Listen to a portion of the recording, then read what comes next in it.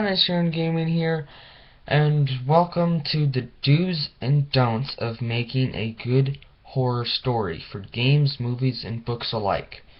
So, this is just what you shouldn't do and what you should do.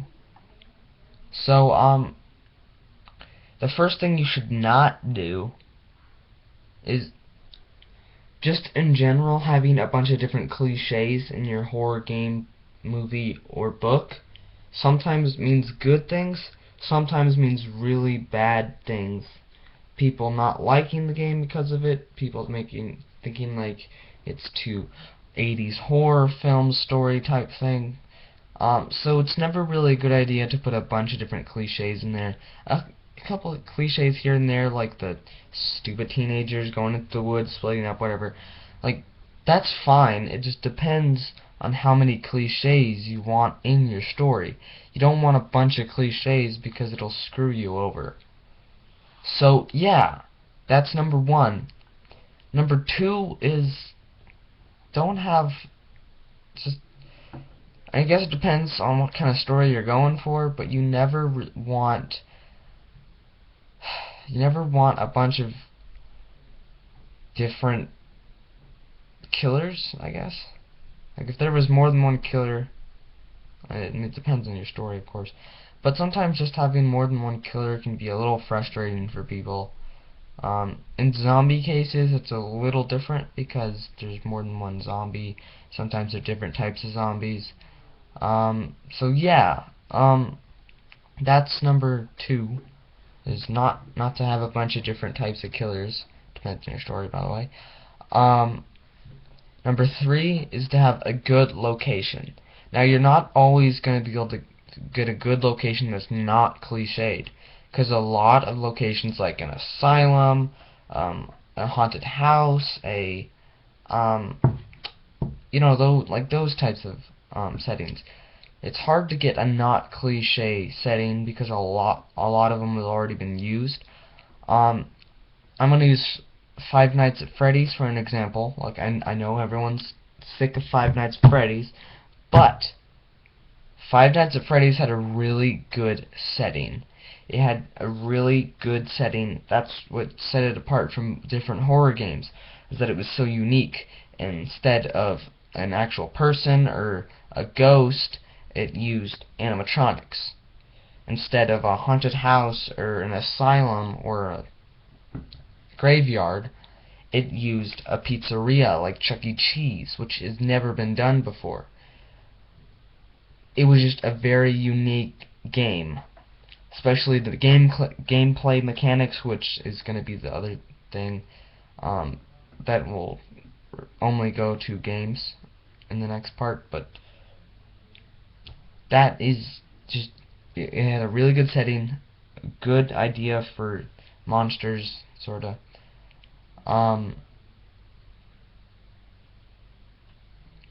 So yeah. And number three is, number four is to have good gameplay mechanics. Now, this depends. Some games have really bad mechanics for a reason, to get you more immersed and more scared for your life in the game. But it is not always a good idea, because then more people will not play your game. I've always thought it was a good idea to have unique sort of gameplay mechanics. I want to bring up Franbo for a second, just because that is a newer horror game that's a cool idea that came out not too long ago. Jacksepticeye played it. I think Cinnamon Toast is playing it. And Risk Rim, not Ram. He keeps calling himself that, but it's Rim. That actually will be a shout out to Risk Rim. Go subscribe to him. He's pretty cool. He's in my subscriptions box. Yeah, I'll do some shout outs here and there in videos.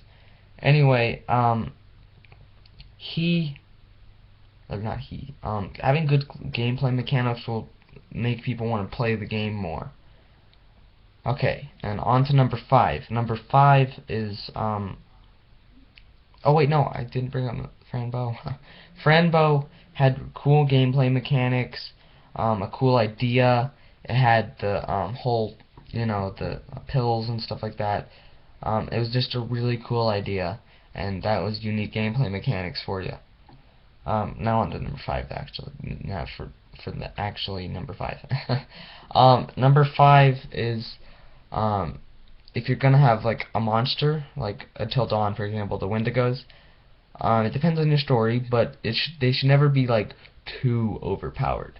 Now, the Wendigos were really overpowered, except they did have things where you could get away from them. There were still ways you could get away from them.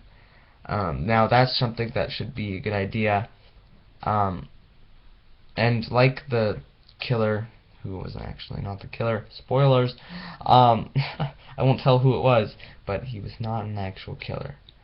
But his mask, just the way he was, that was a unique killer idea. It wasn't Jason, it wasn't Freddy Krueger, it wasn't Michael Myers, it was something else. That's what number 6 is about, is that if you're gonna have a killer, like a slasher villain, it's always a good idea to have a unique, different character that's not killing people with machetes, like Jason, or not going into people's nightmares, like Freddy Krueger, and not using a knife all the time, like Jason, and who can actually die, for God's sakes. And not using a chainsaw all the time. Like, you can have those weapons, just don't have that be their main weapon, because chainsaw's always been used by the Texas Chainsaw Massacre. It just, everything needs to be unique. It needs to come around full circle and be its own thing, not Friday the 13th. Anyway, Friday the 13th was actually a good movie. Anyway, those were the do's and don'ts of making a good horror story. You want people to feel immersed, you want people to have the good idea to be able to move around in their game and not have trouble moving around because of how bad your mechanics are. You want to have a good backstory as well, because backstory has always been a good idea for stories in general. But just from my knowledge of horror, those are always a good idea.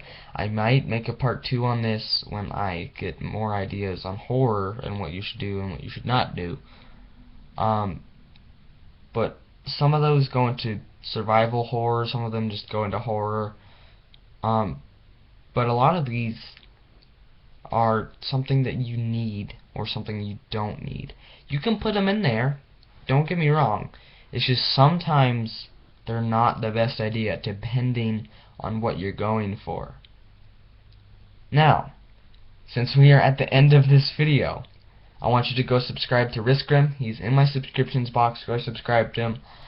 I'll have a live stream coming up tomorrow at 1:30 p.m. Now, if you want, just stay tuned for that, because I'm going to be playing horror games around. The thumbnail I'll be showing 2 horror games, but I'm going to be playing a lot more than that. So stay tuned. And if you like this video, you can go ahead and smack that like button in the face. And if you want to see some more juicy content, please do subscribe and the free running. And my name is Freerun Gaming. I'll see you in the next video. Freerun Gaming out. Peace.